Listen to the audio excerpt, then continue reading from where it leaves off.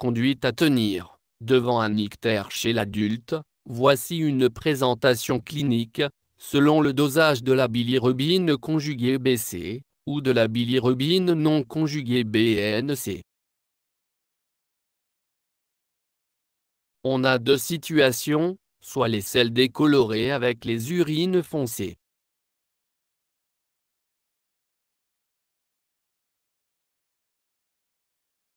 soit les selles et les urines de couleur normale.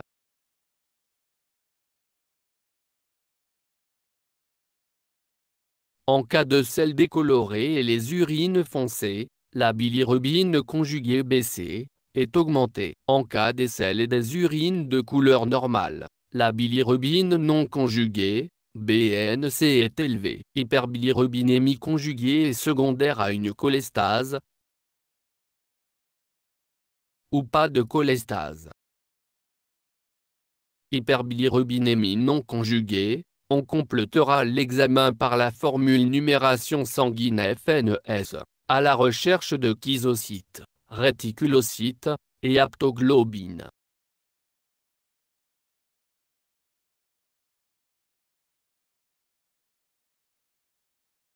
En cas de suspicion d'une cholestase, une imagerie hépato-biliaire s'impose. Sinon, pas de cholestase, il s'agirait donc d'un syndrome de Dubin-Johnson, ou de Rotor.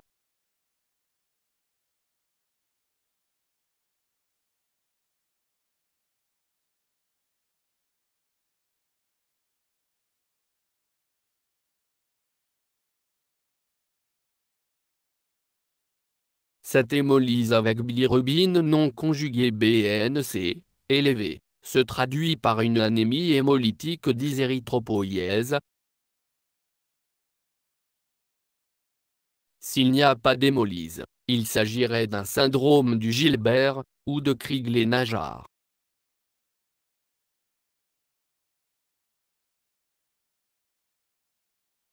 Devant un syndrome de cholestase, l'imagerie hépato-biliaire objective soit une dilatation des voies biliaires, soit l'absence de dilatation des voies biliaires.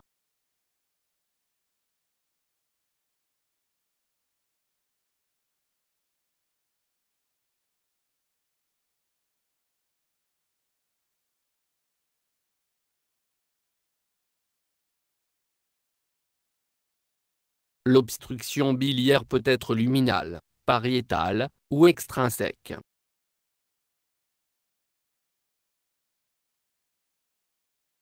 En absence de dilatation des voies biliaires, la cholestase peut être extrahépatique sans dilatation, ou cholestase intrahépatique.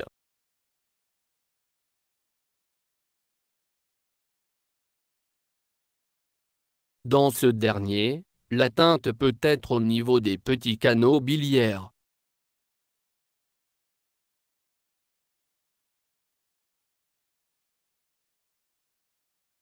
ou hépatocytaires.